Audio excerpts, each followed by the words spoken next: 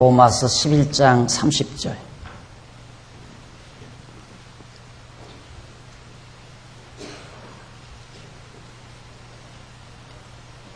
너희가 전에 하나님께 순종치 아니하더니 이스라엘에 순종치 아니함으로 이제 긍휼을 입었는지라. 이와 같이 이 사람들이 순종치 아니하니 이는 너희에게 베푸시는 긍휼로 이제 저희도 긍휼을 얻게 하려 하심이니라. 하나님이 모든 사람을 순종치 아니하는 가운데 가두어 두심은 모든 사람에게 긍휼을 베풀려 하심이로다. 32절까지 내용입니다. 오늘은 177페이지 한 족가로 1번 은혜로 살게 하는 데 있다. 죄의 궁극인 필요성에 대해서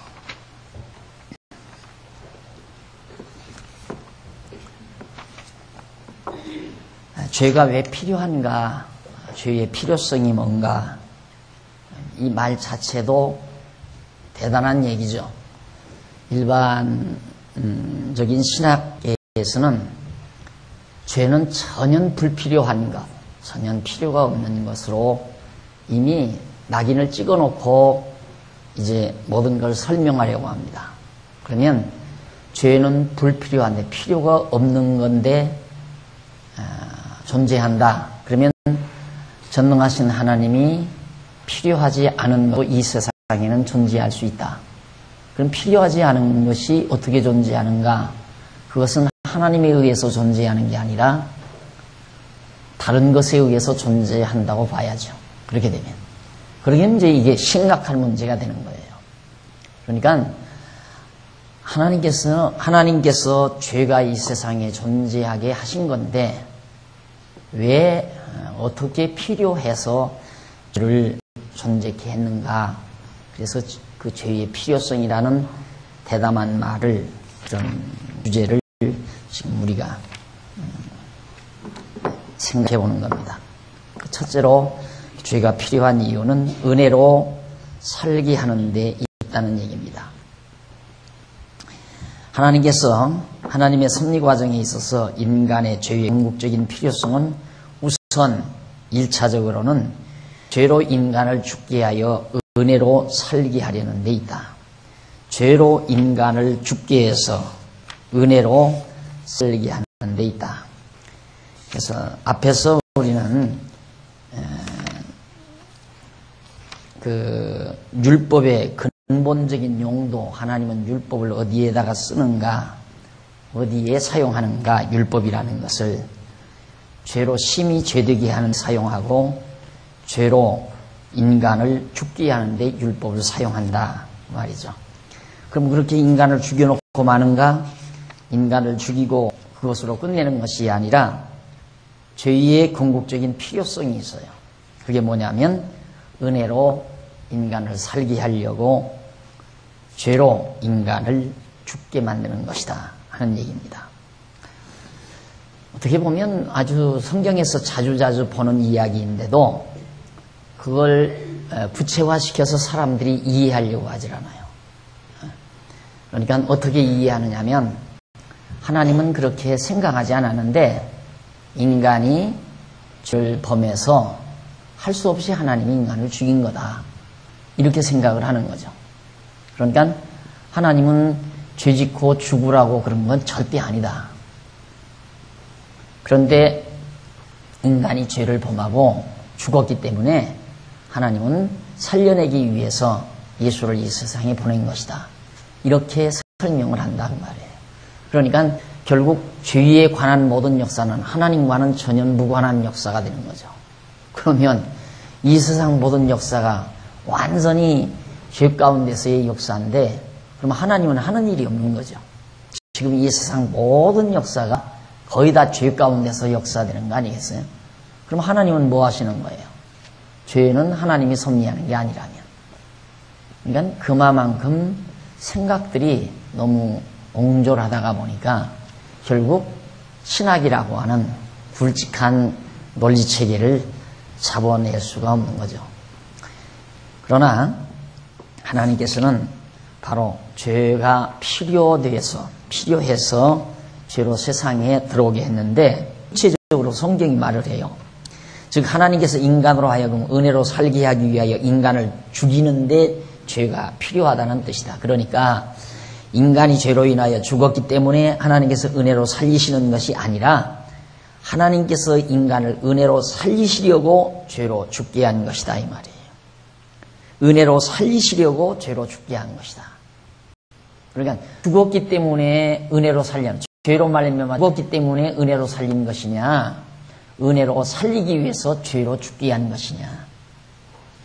두 개가 다 말이 되잖아요.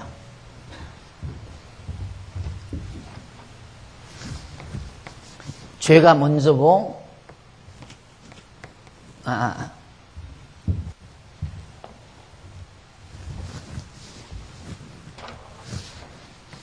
죄로 죽음.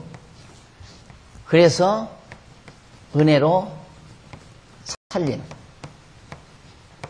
이 논리가 있어요. 죄로 죽었기 때문에 은혜로 살린다. 맞잖아요. 이 말을 틀리다고 생각하는 사람은 하나도 없어요. 이 말이 틀리다고 말하는 사람은 저밖에는 없단 말이에요. 이게 문제예요. 당연하잖아요. 죄로 죽었으니까, 죄로 말미암아 죽었으니까 하나님께서 은혜로 살리는 거다. 하나도 틀린 데가 없죠.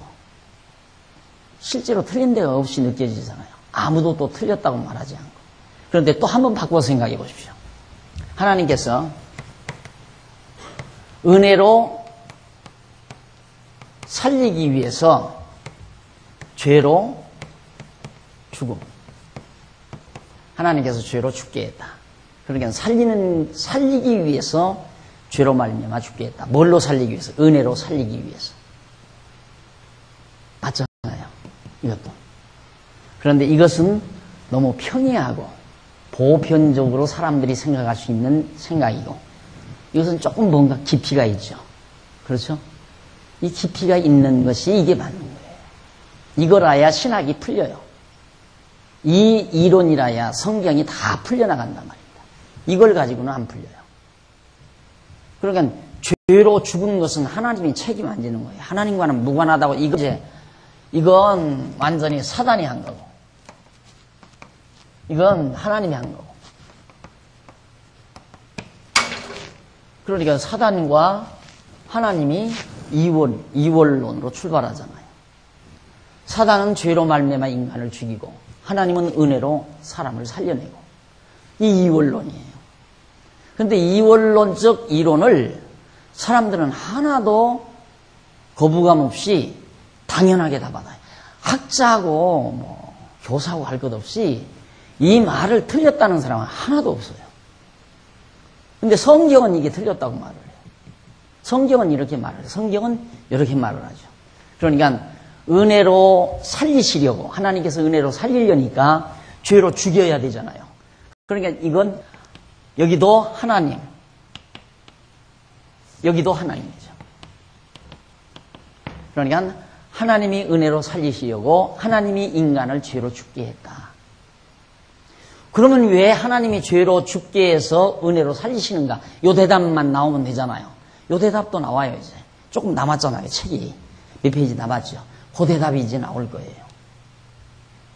근데 이건 죄로 죽었기 때문에 은혜로 살렸다. 끝났어요, 이건. 그렇죠?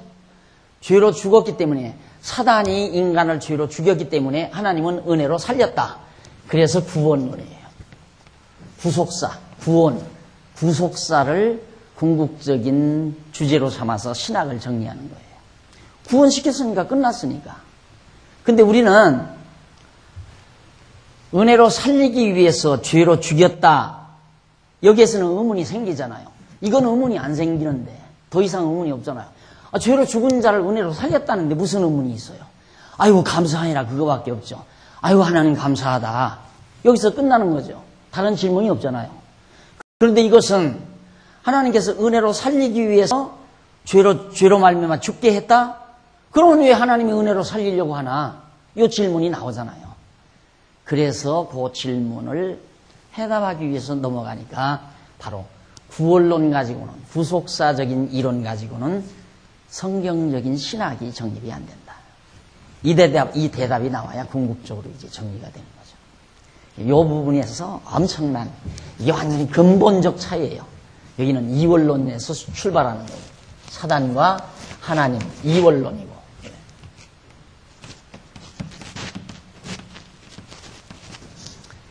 여기는 일원론이고.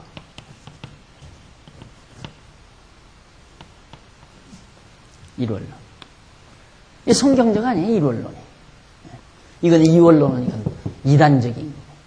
그러니까 자기들이 이단이면서 날들어 이단이라고 생각하잖아요. 그러니까 이 책을 편 지가 지금 한 10년도 넘었잖아요. 한 15년 가까이 됐는데, 이 책이 15년 가까이 됐는데, 아직 이 책을 근거로 이단이라고 규정하는 데가, 요즘도 지금 이단 종파 연구하는 이들이 이런 자료 있으면 막 끝내주죠. 당장 갖다가 입수해서 당장 다 살피고, 그렇게 해서 이단 규명을 하고, 뭐, 얼마든지 하죠. 이미 글로 나와 있으니까. 그런데 없잖아요. 이 책 쓰고 도리 없어요. 그러니까, 왜 그러는가? 내 이론이 아니고 바로 나오잖아요. 그 줄 바꾼 데 보면, 바울은 로마서에서 너희가 전에 하나님께 순종치 아니하였더니, 너희가 하나님께 순종하지 않았다. 그건 율법을 범했다. 그 말이에요. 이스라엘의 순종치 아니함으로 이제 긍휼을 입었는지라. 이스라엘이 율법을 범함으로, 율법을 지키지 않음으로, 순종치 아니함으로 하나님께 이제는 긍휼을 입었다. 이와 같이 이 사람들이 순종치 아니하니 이는 너희에게 베푸시는 긍휼로 이제 저희도 긍휼을 얻게 하려 하심이라. 그러니까 너희들이 이 사람들이 순종치 아니하는데 왜 순종치 않는가? 너희에게 베푸시는 긍휼로, 은혜로, 긍휼로 이제 저희도 긍휼을 얻게 하려고. 그러니까 로마 사람, 이방인들이 긍휼을 얻는 것처럼 이스라엘 사람들도 율법을, 모세로 말미암아 율법을 받은 이스라엘 사람들도 우리 이방인들처럼 긍휼을 잊게 하려고 불순종하게 한 거다 이 말이죠. 그러면서 바로 거기 설명 나오잖아요. 하나님이 모든 사람을 어디에? 순종치 아니하는 가운데 가두어 두시면. 누가? 하나님이 그러잖아요. 하나님이 순종치 않았다는 말은 율법을 범하고 죄로 말미암아 죽었다고 말이에요. 불순종 가운데 가두어 둔 것은 바로 죄로 말이야. 불순종이 뭐예요? 율법을 범한 것이 불순종이지. 그러니까 하나님께서 이 죄로 말미암아 불순종 가운데 가두어 뒀다. 누가? 하나님이. 왜 가두어 뒀는가? 가두어 둔 이유는 바로 모든 사람에게 긍휼을 베풀려고, 은혜로 살려주시려고, 긍휼을 베풀어 은혜로 살려주시려고. 모든 사람을 불순종 가운데 가두어서 죄로 말미암아 죽게 한 이유는 모든 사람을 은혜로 말미암아 긍휼을 힘입어 살게 하려고. 나왔잖아요. 성경이죠? 틀림없이. 또 있어요.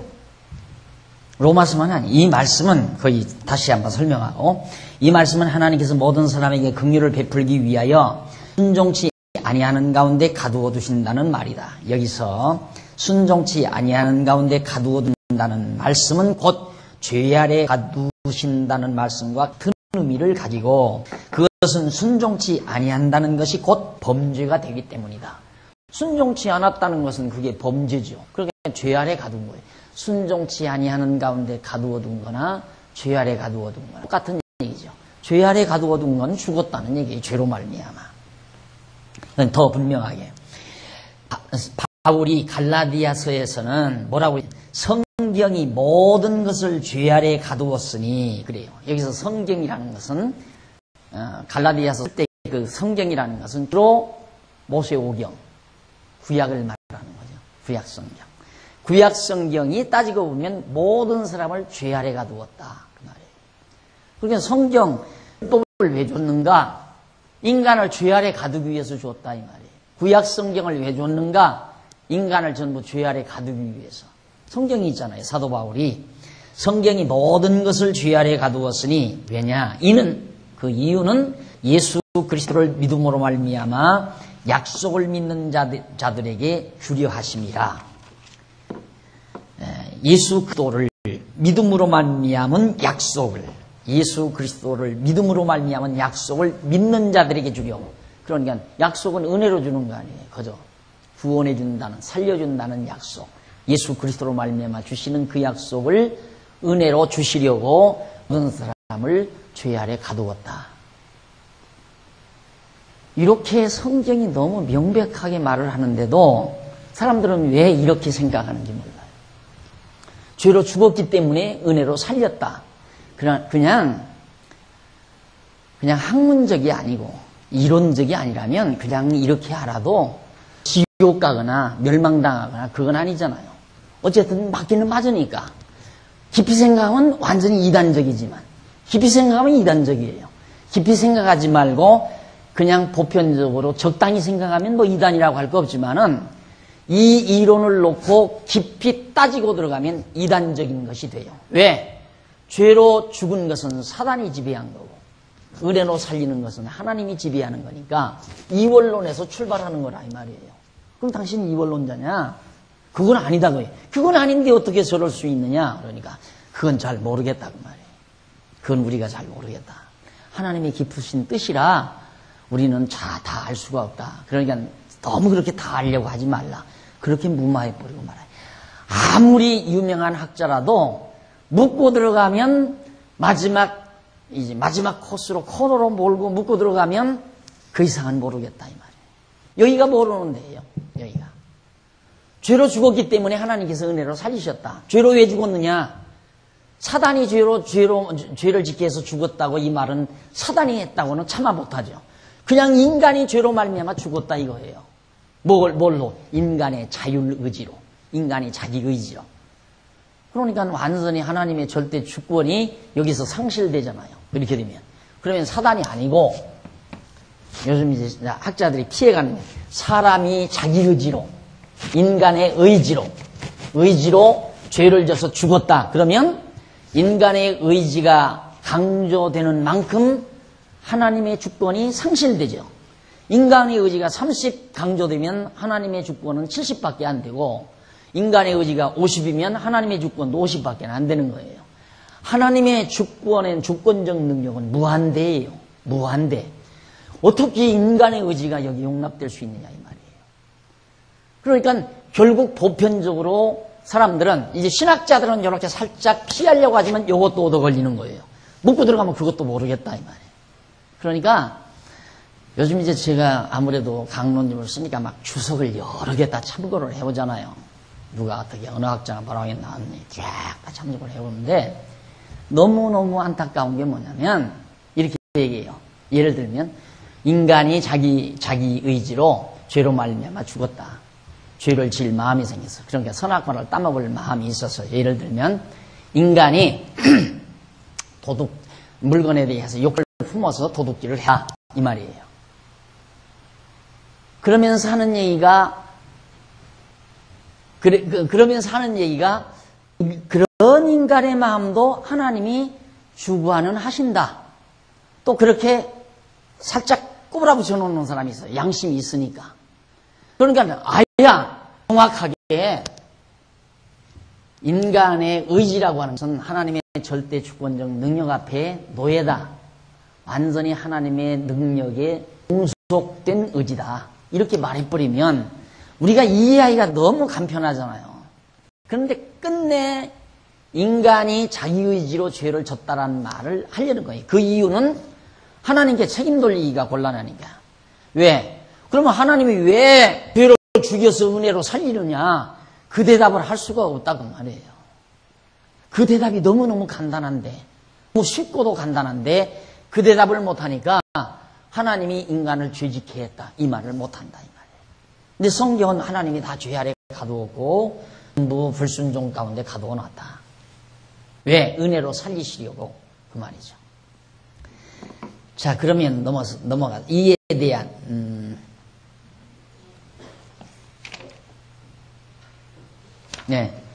넘어가서 178페이지 중간에 그 군데 보시면은 한 칸 떼서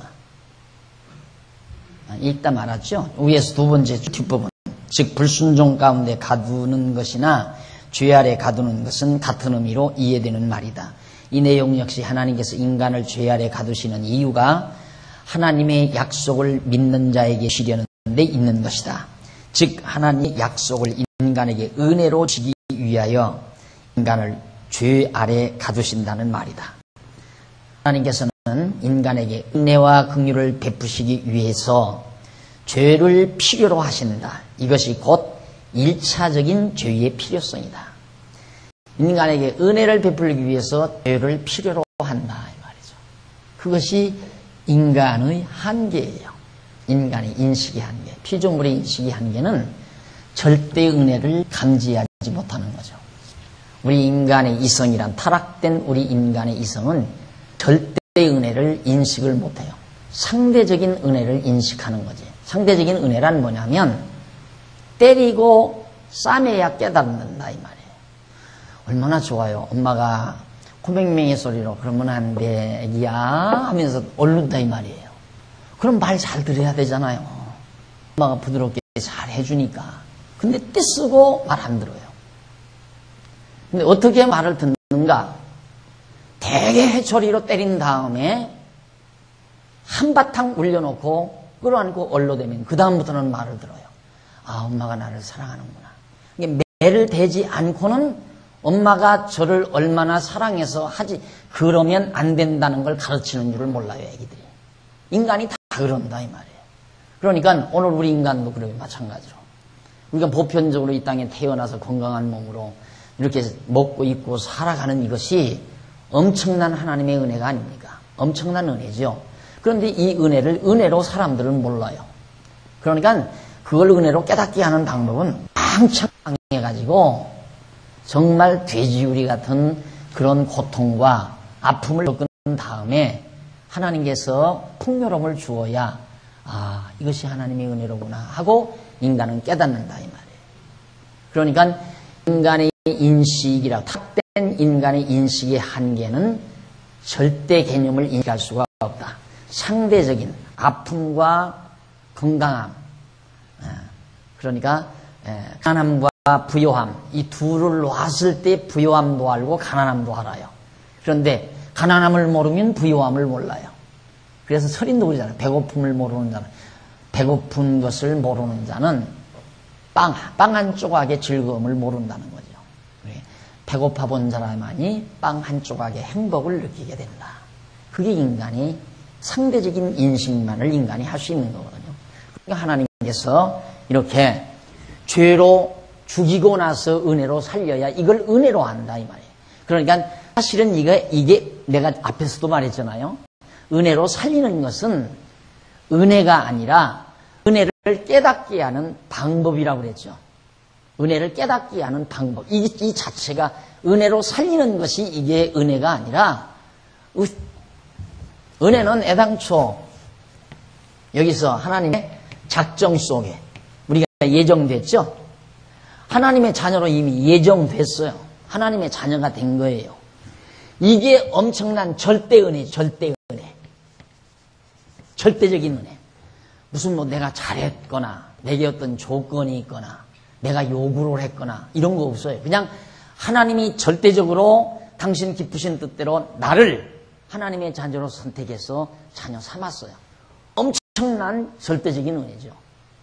그런데 피조물인 우리 인간이 이 은혜를 이 영원한 세계에서 깨닫고 그 은혜의 감동에 넘치는 찬양을 하면 얼마나 좋겠어요.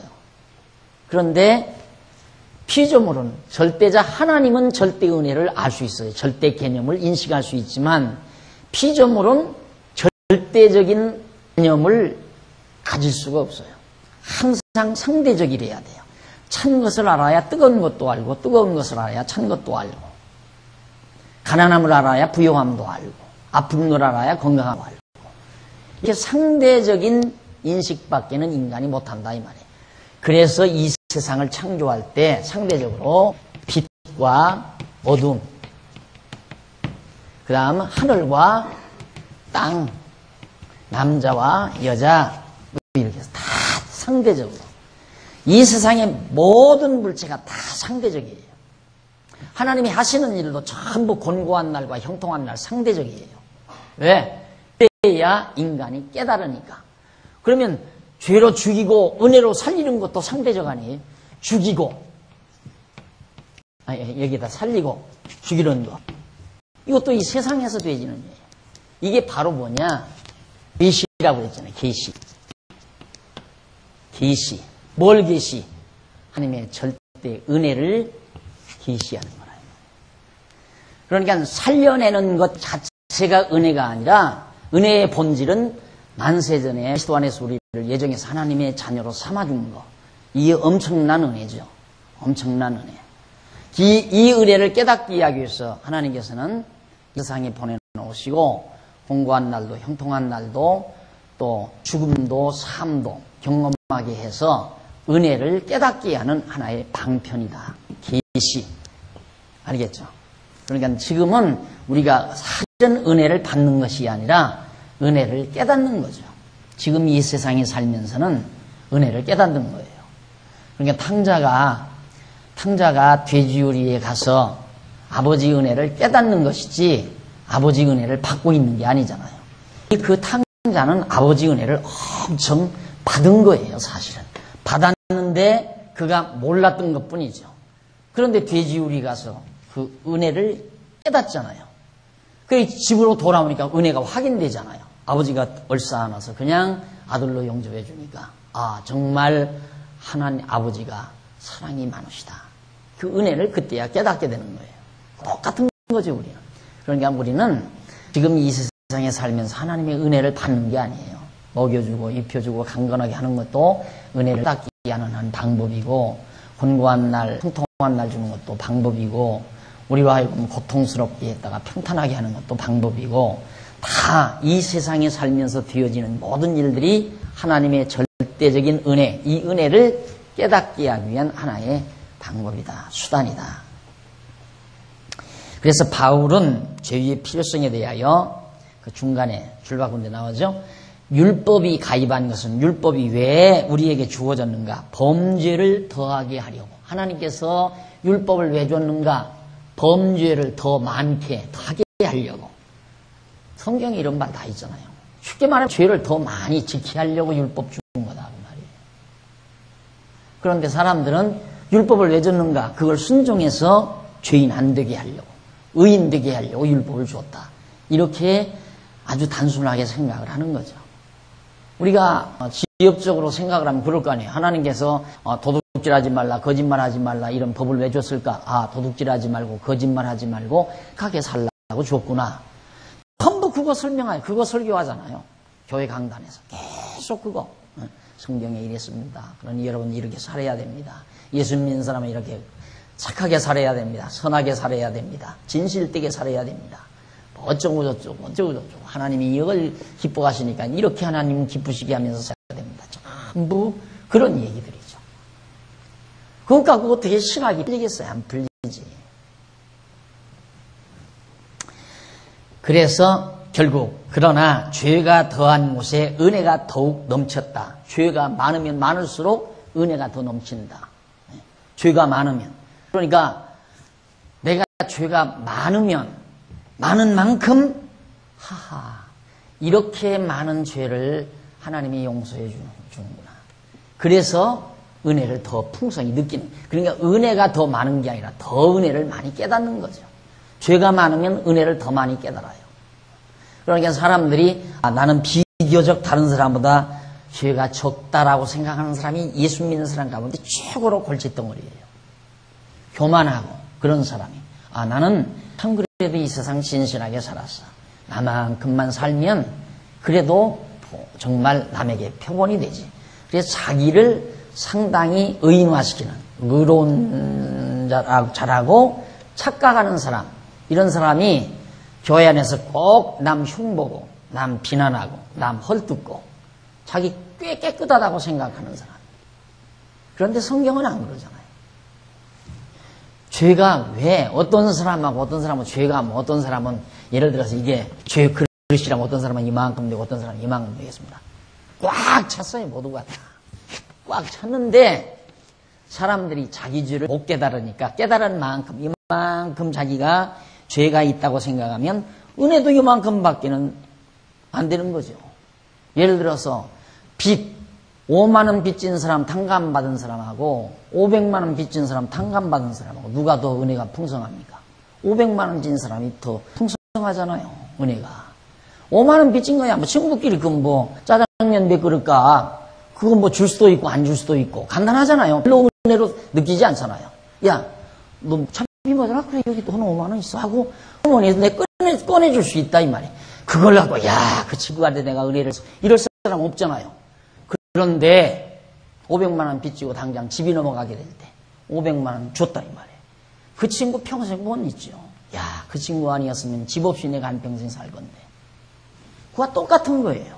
그러니까 오늘 우리가 완전히 죄 중에 잉태해서 죄 중에 나서 죄 중에서 살고 있는데 사람들이 착각하는 거예요. 자기는 꽤 의롭고 선한 것처럼. 그러니까 은혜에 대한 감동이 없는 거죠. 자기를 분명히 알아야 항상 감동이 있어요. 은혜에 대한 감동. 부모한테 하나도 뭐 재산 물려받지 않은 자녀하고 재산 물려받아서 정말 부모가 나를 사랑했던 걸 깨달은 자녀하고는 생각이 다르잖아요. 미래는 못 깨닫는 자녀도 있겠지만은, 야, 어머니 아버지가 고생했어. 그 고생하는 거 뻔히 맞아요. 손발 다 달아 빠지도록 한 푼 한 푼 저축해서 결혼할 때 집안판 사서 결혼시키신 부모의 은혜를 한평생 잊지 못하고 산 자녀. 그거나 똑같은 거예요. 하나님의 은혜에 대해서 정말 깊이 깨닫고 사는 사람은 늘 마음에 푸근함과 따뜻함이 있을 수밖에 없죠. 감동함이 있고 감동이 있고. 그 다음 간단히 정리하면 여기 나와요. 율법이 가입한 것은 범죄를 더하게 하려 함이라. 그러나 죄가 더한 곳에 은혜가 더욱 넘쳤나니 이는 왜냐하면 죄가 사망 안에서 왕노릇한 것 같이 은혜도 또한 그 의로 말미암아 왕노릇하여 우리 주 예수 그리스도로 말미암아 영생에 이르게 함이니라. 그러니까 뭐 죄가 우리 속에서 왕노릇한 것만큼 우리 안에서 은혜가 왕노릇해서 완전히 의가 왕노릇해서 나를 완전히 구원에 이르게 하기 때문에 그래서 은혜가 더욱 넘치는 거다. 간단히 정리하면 로마서 5장 20절로 21절에 있는 말씀이에요. 은혜로 영생을 얻게 하기 위하여 율법으로 범죄를 더하게 했다는 말이다. 이 내용은 죄의 필요성이 은혜로 영생을 얻게 하려는 데 있다고 증언해 준다. 결국 죄가 왜 필요한가? 은혜로 영생을 얻게 하려고, 은혜로 살게 하려고 죄가 필요했다 이 말이죠.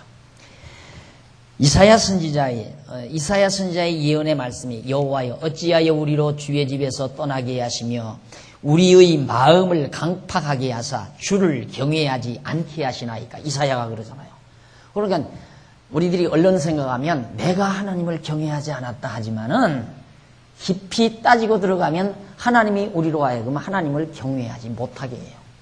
지금 예수 안 믿는 사람들 왜 안 믿어요? 하나님이 믿지 못하게 하니까 안 믿는 거예요. 믿는 우리는 하나님이 믿게 하시니까 믿는 거고. 이사야가 그러잖아요. 왜 주의 길을 우리 떠나게 하면, 주의 길이 뭡니까? 여호와의 길이 뭐냐면 여호와의 정하신 길, 언약하신 길, 하나님의 뜻하신 그 길, 그게 주의 길인데 그 길을 우리로 못 가게 합니까? 왜? 가게 좀 해주시지 그 말이죠. 왜 떠나게 하시며 우리의 마음을 강팍하게 하소서. 바로의 마음도 강팍하게 하지만 우리 인간의 마음, 우리들의 택한 백성의 마음도 강팍하게 해요. 사람 생각이면 이 정도 얘기하면 듣겠지. 참 어떻게 저럴 수가 있나. 이렇게 얘기하는데 어떻게 지금 말을 안 들을까. 이상하다. 이상할 거 하나도 없어요.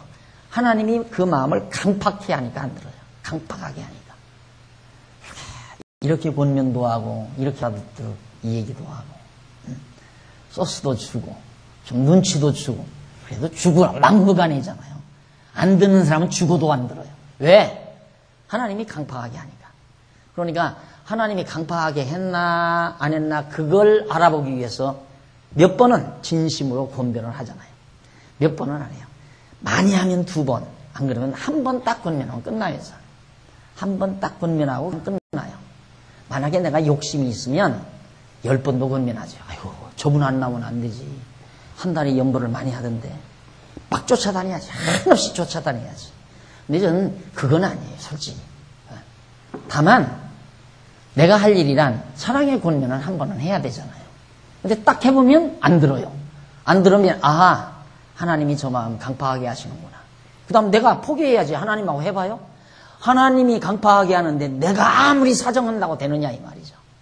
사정하려면 별하별 마음에 있는 소리 없는 소리 다 해야 돼요. 집사님만 생각하면 내가 잠이 안 온다고. 내가 집사님 자리 빈 자리만 보면 마음이 허탄하고 허전하고 그만 교회가 텅텅 빈 것 같고 엉뚱한 얘기 자꾸 해야 되잖아요. 그걸 못하니까 그런 빈말은 못하니까 그냥 내가 지도자로서 그 대신 그냥 하는 건 아니에요. 진심으로 하죠. 진심으로. 한 번, 두 번 권면하면 진심으로. 두 번 하는 건 대단하게 하는 거예요. 두 번 하는 건. 딱 한 번이면 끝나요. 한 번이면 딱. 왜? 하나님이 강팍하게 해서 그러는 거니까. 왜 교회 생활 잘하다가 무슨 빈통이 나느냐 말이에요. 무슨 빈통이. 그 하나님께서 그 마음 강팍하게 만드니까 이상스럽게 돌아간다 이 마음이. 그래가지고 공연이 트집 잡고 형이 불만 터뜨리고 비난하고 이러다가 공연이 쏙당하고 무슨 짓이에요? 사람이 하는 일 아니에요. 하나님이 강팍하게 해서 그러는 거지. 그래서 왜 강팍하게 하사 주를 경외하지 않게 하시나이까 원컨대 주의 종을 곧 주의 산업인 지파들을 위하사 돌아오시옵소서. 하나님이여 우리에게 돌아와서 우리로 마음을 다 하나님께로 돌려달라. 이사야 63장 17절에 있는 말씀이죠. 너무 분명하죠, 다. 그러니까 이게 내가 한 말 아니잖아요. 네? 이게 내 이론이 아니잖아요. 그냥 성경에 있는 거예요. 그래서 성경신학이에요. 성경이 있는 대로기 때문에. 이건 인간신학이고, 인간신학이 아니라 인학이지요, 인학. 이건 신학이고, 하나님의 말씀은 성경에 있는 말씀이니까 이게 신학이고, 이건 인간학이고, 인간이 자기 생각대로, 보편적인 인간의 생각대로 말해놓는 건데, 인간들은 들을 때 그럴듯하죠. 아, 우리가 죄를 져서 죽었기 때문에 하나님이 우리를 살리셨다. 그걸 틀렸다고 할 사람 아마 대한민국 교인들 100명, 1000명, 10,000명에게 물어봐도 다 틀렸다는 사람은 없을 거예요. 그러니까 신학이 맥히는 거죠. 또 이렇게 해야 쉽게 알아듣고. 그런데 여러분, 내가 이 말을 여러분들이 하나 부담감 없이 들을 수 있도록 하기 위해서 지금 몇 달을 가르치잖아요. 몇 달 동안. 그래서 여러분과 내가 공감대를 갖고, 생각이 갖고, 믿는 것이 갖고, 아는 것이 같게 하기 위해서. 그냥 던져보십시오. 믿어지겠나? 야, 내가 이거 썩는 거 아니냐? 그 모든 그렇게 훌륭한 학자들이 다 이렇게 말하는데 어떻게 박용기만 이렇게 말하느냐? 이렇게 나오면 여러분들이 나와 협력을 하겠어요? 안 하죠. 여기 안 나오죠. 아무래도 이상하다. 저 박용기 이상하다 해서 다른 데로 다 갈 거란 말입니다. 그렇게 몇 달씩 있다가 실족해서 넘어지는 사람들이 공부를 제대로 안 하면 넘어지게 돼 있어요. 이상한 소리 같으니까. 자기가 생각하는 거고는 다르다 이 말이에요. 그러니까 이렇게 생각하고 있는데 이렇게 말하면 머리가 막 아프잖아요. 송곳으로 머리를 이렇게 막 뚫는 것처럼 아파요. 막 지끈지끈. 그러니까 못 나와요. 그냥 나가 떨어지죠. 그래서 공부 안 할 테면 여기 나올 필요 없다 하는 이유가 거기 있는 겁니다. 그 다음 이 내용은 하나님 여호와께서 택한 백성들로 하여금 주의 길에서 떠나게도 하시고 주를 경외하지 않게도 하시는 분이심을 밝혀주고 있는 내용이죠. 이 같은 범죄 행위를 하나님 여호와께서 하나님 떠나고 주를 경외하지 않는 죄처럼 큰 죄가 어디 있어요? 이 세상에서 최고로 큰 죄가 대한민국 땅덩어리 다 팔아먹어도 그건 죄가 큰 죄가 아니에요. 최고로 큰 죄는 하나님 여호와를 경외하지 않는 죄가 최고로 큰 죄죠. 그 죄를 하나님이 지켜야 한다 그 말이에요. 경외하지 않게 하시는 것이 죄 지키게 하는 거 아니에요. 최고로 큰 죄를 하나님이. 이 같은 범죄 행위를 하나님 여호와께서 택한 백성들로 하여금 행하게 하시는 것은 그 필요성이 반드시 있기 때문에 그렇게 하시는 것이 분명하잖아요. 줄바꾼데 하나님께서 아담을 타락할 수 있는 환경 속에 두신 것은 하나님의 의도하신 섭리 과정에서 인간의 죄가 필요하셨기 때문이다. 그러니까 에덴 동산에 선악과를 만들어 놓고 먹기 좋고 먹음직하고 따먹기 좋은 환경 속에 선악을 알게 하는 과일나무가 에덴 동산을 한중하게 나게 했잖아요. 이유는 그거 따먹고 죄인이 되게 하시려고. 왜? 죄가 필요했기 때문에. 그 말이에요. 여러분, 이 책을 꼬박꼬박 잘 읽은 자가 여기서 반발할 사람이 있겠어요? 내 말이라면 반대하죠. 내 의견은 이렇다고 생각한다라고 썼으면 다 반발하겠지만 성경에 있는 얘기인데 누가 반발하겠어요? 반발할 수가 없죠. 그냥 쫙 읽어내려가요. 만일의 경우 죄가 필요하지 아니하셨다면 선악을 알게 하는 나무의 실과를 나지 않게 하셨거나 나게 하셨다 할지라도 아담과 하와가 도저히 따먹을 수 없는 곳에 막 쫙 낭떠러지나 막 가시가 이렇게 막 엉클어진 곳이나 뱀들이 우글거리는 곳이나 맹수들이 있는 곳 이런 데다가 나게 했으면 따먹고 싶어도 못 따먹잖아요. 그런데 그렇게 그리고 뱀의 유혹이 없도록 뱀을 지어 놓으시지 아니하시는가. 지어 놓으셨으면 아담과 하와를 유혹하지 못하게 하셨을 것이다.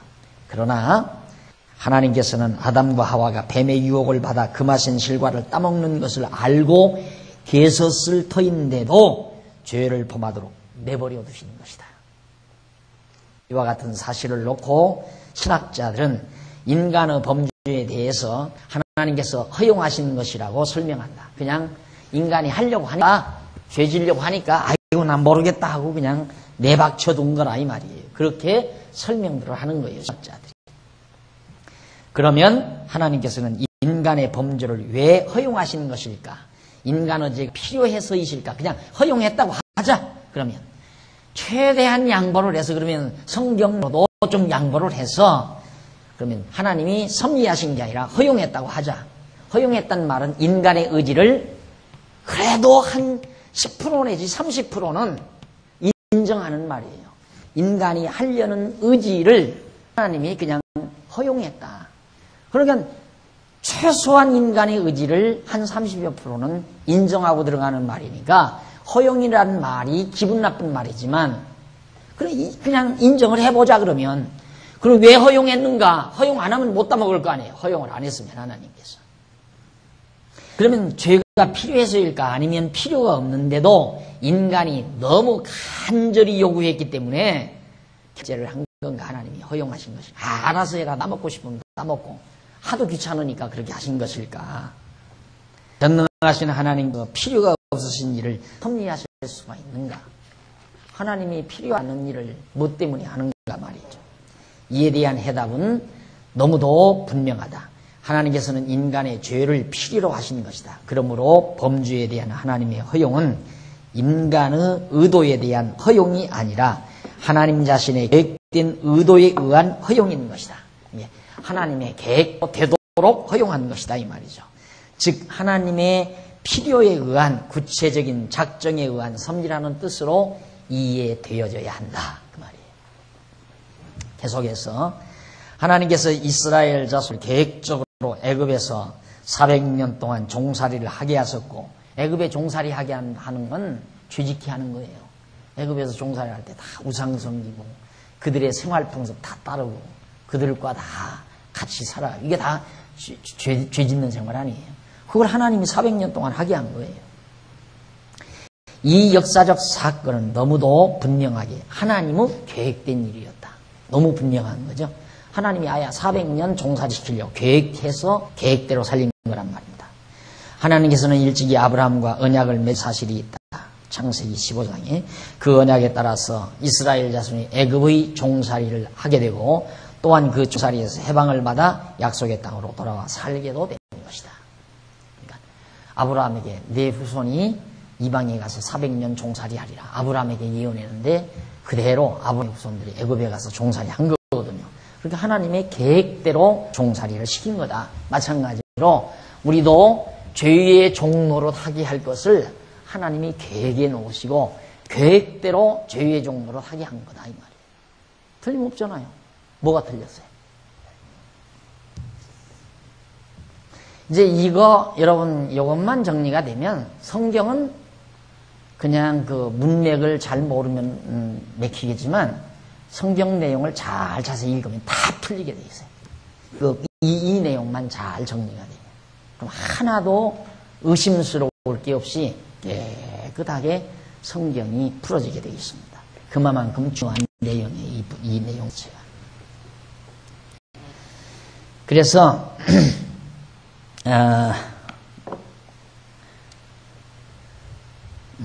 약속의 땅으로 돌아오게 하시는 것이 아니라, 그러니까 이거 줄바꿈인데, 그러니까 이스라엘 백성이 애굽으로 내려가 종살이를 하기 때문에 하나님께서 건전의 약속의 땅으로 오게 하시는 것이 아니라 이것과 같은 거죠. 죄의 종로로 하고 있기 때문에 해방을 시킨 게 아니라 은혜로 해방시키기 위해서 애굽의 종로로 시켰다 이 말이에요. 똑같은 원리, 똑같은 원리. 이스라엘 백성들이 애굽에서 종살이하기 때문에 하나님이 불쌍해서 그들을 건져내 준 것이 아니라 하나님의 능력으로 애굽에서 해방시켜 주시려고 애굽에 종로로 하게 한 것이다 그 말이에요.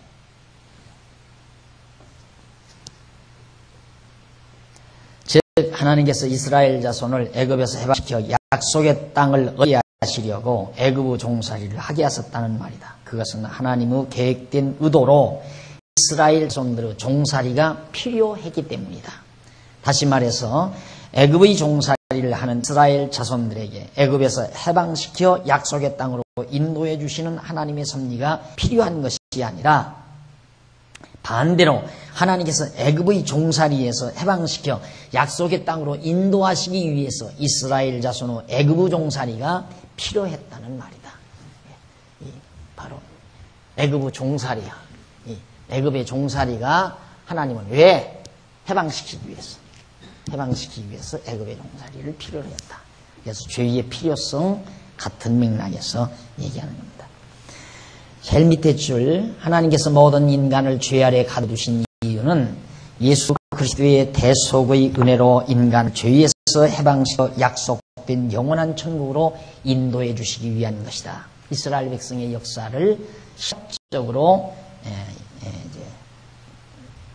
설명을 해드리는 거죠. 그러니까 이스라엘 백성이 애굽에서 종로로 타는 것, 애굽의 노예 생활하다가 애굽의 노예 생활에서 건져서 가나안 땅으로 들어가는 것은 우리가 죄와 사망의 법에서 종로로 타다가 예수 그리스도로 말미암아 죄의 법에서 해방되어 영원한 천국으로 가는 것과 똑같은 거죠. 그런 것처럼 하나님께서는 우리를 이 세상에 보내셔서 죄 아래 살게 하시는 이유는 예수 그리스도의 구속의 은총을 통하여 영원한 하나님의 나라로 인도하시기 위해서, 그래서 우리를 죄 아래 종로로 가게 하시는 것이다 그 말입니다. 다시 말해서 인간이 죄를 범하고 죄 아래 갇혀있기 때문에 예수 그리스도께서 인간을 대속하여 구원해 주시는 것이 아니에요. 예수 그리스도의 대속의 은혜로 인간을 죄에서 구속하기 위하여 인간을 죄 아래 가두어 놓으셨다는 말이다. 여기에서 죄의 1차적인 필요성을 알 수 있게 된다. 하나님이 그래서 은혜로 우리를 구원해 주시려고, 은혜 살려 주시려고 죄의 종이 되게 했구나, 죄로 말미암아 죽게 했구나 하는 걸, 죄의 필요성을 알게 된 거죠. 1차적인 필요성이에요. 자, 그 다음 하나님의 섭리에 있어서 죄의 필요성에 대한 확증을 얻기 위해서는 반드시 한 가지 해결해야 하는 과제가 남아 있습니다. 이걸로 끝나는 게 아니라 과제가 또 있어요. 그것은 하나님께서 인간의 구원을 섭리하실 때 은혜로부터 시작하시는가 아니면 인간의 죄로부터 시작을 하시는가, 이에 대한 해답은 그리 어렵지 않다. 왜냐하면 이에 대하여 성경은 너무도 분명하게 해답을 주기 때문이다. 성경은 하나님께서 인간을 다시 말해서 하나님께서 여기서부터 구원 섭리를 시작하시는가 아니면 쉽게 말하면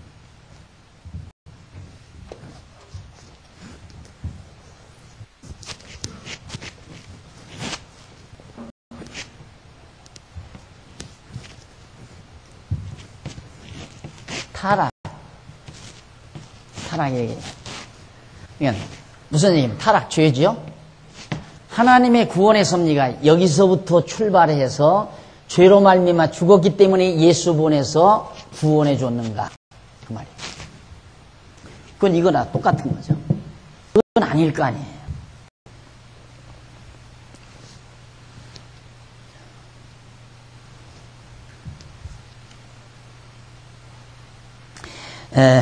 아니면 인간의 죄로부터 시작을 하시는가? 이에 대한 대답은 그리 어렵지 않다. 그러니까 은혜로부터 시작하는가? 아니면 죄로부터 시작하는가? 왜냐하면 성경은 하나님께서 인간을 구원하신 섭리가 창세 전으로부터 출발이 된다고 말한다. 창세 전 얘기죠. 그러니까 결국 예정은 아까 말했죠. 절대 은혜다. 절대 은혜. 아무런 조건도 이유도 없이 하나님은 당신 기쁘신 뜻에 의해서 우리를 하나님의 아들로 삼아주셨으니까 우리가 하나님의 자녀가 된 것은 절대 은혜로 된 거죠. 요 은혜로부터 하나님의 역사가 시작이 된다 이 말이에요. 여기서부터. 그러니까 은혜를 베푸신 거기서부터 그렇게 성경은 말하고 있다 그 말이에요. 창세전에 작정하셔서 구원시킬 자를 예정해 놓으셨다. 그런데 이 예정은 하나님의 기쁘신 뜻에 의하여 은혜로 된 것이다. 그러므로 하나님의 인간에 대한 구원 섭리는 은혜로 출발이 되는 것이다. 다시 말해서 은혜의 언약이 행위 언약보다 먼저라는 말이다. 아담에게 있어서도 은혜 언약이 행위 언약보다 앞섰다. 하나님께서 아담에게 금과 법을 주시기 전에 세 가지 복을 은혜로 허락해 주신 것이다. 3대 언약이죠. 그리고 아브라함과 그 자손에게도 하나님께서 모세에게 율법 즉 행위 언약을 주시기 전에 이전에 430년 전에 아브라함과 은혜 언약을 세우신 것이다. 은혜 언약은 언제나 행위 언약보다 앞선다 그 말이에요. 모세의 여기죠. 율법이에요. 율법 앞서 아브라함에게 벌써 은혜 주잖아요. 아담에게도 선악을 알게 하는 과일을 따먹지 말라는 법을 주기 전에 벌써 아담에게 3대 언약, 은혜를 먼저 주어요. 은혜를 먼저 베풀어요. 그러니까 행위 언약보다 은혜 언약이 항상 앞섰다. 그러면서 이제 이유는 신학자들 중에 후택설자들은 하나님의 구원 섭리를 인간의 타락과 죄로부터 출발을 시킨다. 후택설이란 뭐냐면 하나님이 이렇게 선택해서 하나님의 택한 백성으로 예정하는 이것을 언제 했느냐. 타락하기 전에 한 것을 전택설이라고 해요. 타락 이전에 선택인 것을 바로 전택설이라고 하고 타락 이후에 선택한 것을 후택설이라고 해요. 그러니까 타락 이후에 선택했다고 대부분 신학자들은 얘기를 하죠. 창세 전에 선택했는데도 창세 전에 선택했는데 이 사람들이 이제 무슨 얘기를 하면 여기가 조금 예민해요. 창세 전에 이게 이제 타락 전에 선택했으니까 전택설 아니에요. 그런데 타락 후에 선택할 것을 창세 전에 예정했다고 해요. 타락한 다음에 선택해야 되겠다라고 창세 전에 하나님이 예정을 해놨다. 그러니까 이때는 확정이 안 돼 있고 타락한 다음에 누구를 내가 선택할 것인가 그때 가서 선택할 걸 이때 예정만 해놓은 것이다. 하나하나 지정은 안 해놓고 그렇게 얘기해요. 그러니까 택설은 아야 이때 누구는 구원하고 누구는 멸망시킨다는 걸 아야 영원전에 다 확정되진 거고 후택설자들은 타락한 다음에 누구를 선택할 것인가를 여기 이제 예정만 해놨다. 악정만 해놨다. 그리고 실제로 선택하는 것은 타락 이후에 한다. 그래서 후택설자예요. 전택설, 후택설. 그러니까 이 주장을 말하는 사람은 후택설자들이죠. 그러니까 억지로 이걸 정당화하기 위해서 꽤 맞추는 거예요. 이론을. 억지로. 자, 그래서 인간의 죄를 범했기 때문에 은혜로 구원한다는 이론이 또 위에 아까 그 이론 아니에요. 그걸 정당화하기 위해서 후택설을 말하는 거죠. 이러한 이론은 죄의 필요성을 모르거나 아니면 말하기를 꺼리는 데서 전개되는 이론이다. 선하신 하나님께서 어떻게 죄를 필요로 하실 수가 있겠는가라는 통상적인 관념에서 나오는 이론에 불과하다. 선하신 하나님이 어떻게 죄를 범하게 하나? 이건 안 된다 이 말이죠. 그러니까 그 선도 여기서 선, 영원전 하나님의 절대선이죠. 이건 절대선. 절대선인데 인간들이 말하는 선은 여기서 선, 악. 이게 상대선이에요. 이건 선하고 이건 악하고. 이 상대적인 선악은 성경이 말하는 모든 것이 상대적인 선악이 선이나 악이 모든 것이 합력해서 선을 이룬다. 이 궁극적인 절대적인 선을 이룬다. 그러니까 이 세상에서 이루어지는 악한 일이나 인간들이 보기에 선하다고 하는 일, 이런 상대적인 선악 간의 모든 이 세상에서 일어나는 일들이 합력해서 서로 연결돼서 결국 하나님의 정하신 선하신 뜻을 이루어가는 것이다. 그게 로마서에서 말하는 내용이거든요. 그런데 이 선을 자꾸 얘기하는 거예요. 하나님이 어떻게 이런 선하신 하나님이 이렇게 선한 하나님으로 아는 거예요. 이런 선한 하나님으로 아는 게 아니라 절대선인 이런 선하신 하나님으로 우리는 그렇게 알고 있는데 일반 신학자들은 이 상대적인 선한 신, 그러니까 하나님은 거짓말도 안 하시고 도둑질도 안 하시고 그런 선, 우리들이 생각하는 도덕적이고 윤리적인 선, 그런 선한 신이다 이렇게 생각하는 거예요. 그런 선한 신이 왜 사람을 죽여요? 살인하지 말라고 하신 하나님 왜 사람 막 수백만 명, 수십만 명 전쟁 일으켜서 죽이고 얼마나 무자비합니까? 성경 보면 하나님이 하시는 일이 막. 그 얼마나 사악해요 하나님. 그런 거 비하면 이해가 안 가지요. 이 절대선이라는 걸 우리가 납득을 안 하면 니체처럼 이것 때문에 고민하는 거예요. 니체가 고민한 게 이 선악 때문에 고민한 거예요. 어떻게 선하신 하나님이 살아계시다면 이 세상에 사악한 일들이 그대로 존재하는가? 하나님이 없는가 보다. 아니면 있었으면 늙어서 기운이 떨어졌나 보다. 그런 신에게 우리는 의지하지 말자. 능력 없는 신을 의지하면 뭐하느냐? 그러니까 우리의 노력으로 이 선한 세계를 우리가 이룩하자. 그게 니체가 한 철학의 핵심이에요. 얼마나 유치합니까? 이제 이렇게 딱 보면. 아주 유치하죠? 근데 니체가 이 세상의 최대, 지금 21세기의 최대의 지성 하면 니체예요. 최대의 지성 하면. 우리가 보기에는 애기 같은 얘기인데, 그러죠? 실감나죠, 여러분? 근데, 하기야 뭐, 인터넷에 들어가 다 들으시겠지. 이런 강의를 왜 아깝게 안 듣는 건지 난 이해가 안 가요. 이런 강의를 왜 안 듣는지. 저 이런 강의를 들어놔야 사람이 폭이 달라지잖아요. 생각이 달라지고. 모든 사물을 보는 시각이 달라져 버려요. 얼마나 우리의 마음이 이것만 알아도 니체가 이 21세기를 살아가는 현대인들의 최대 지성의 우상인 니체가 아주 유치하게 느껴질 만큼 우리들이 그렇게 느껴진다면 우리가 얼마나 대단한 지성인가를 알 수 있잖아요. 그러니까 우리는 니체의 고민이 없어요. 니체는 이래서 미쳤어요. 미칠 거 아니에요. 아, 하나님은 선하신 하나님이다. 그런데 왜 이 세상에 악한 일이 생기는가? 하나님이 능력이 없나? 안 그러면 안 계신가? 계시다면 늙지 않아서 늙어서 이제는 힘이 없나?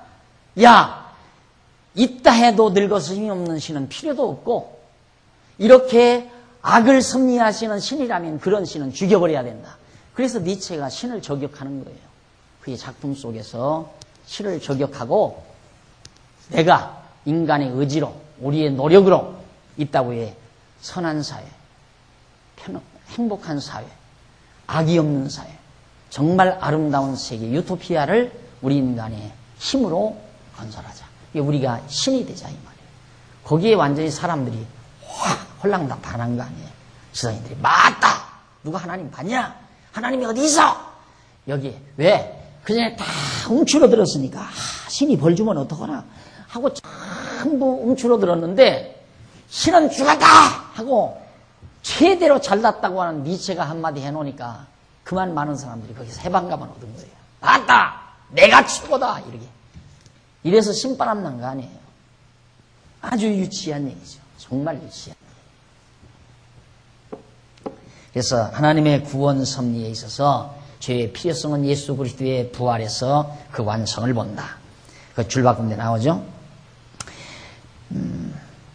앞장에서 언급한 죄로 죽게 하는 율법의 인도는 율법 아래서 나시고 율법의 저주를 받은 바 되사 십자가에 죽으신 예수 그리스도의 죽음에서 그 완성을 본 것 같이 은혜로 살게 하는 죄의 필요성은 그리스도의 부활에서 그 완성을 보는 것이다.